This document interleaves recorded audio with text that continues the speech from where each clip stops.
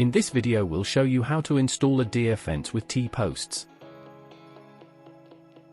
Mark the post locations, spacing them 2 to 3 meters apart. Place the T-posts into the holes and secure them with concrete for added strength.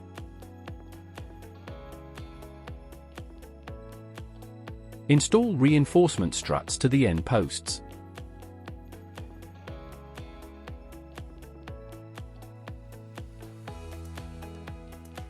Unroll the stock fence and attach it to the first T-post using wire ties.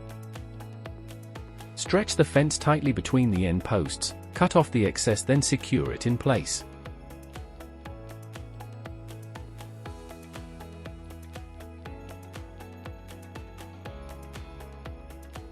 Secure the fence to the middle posts.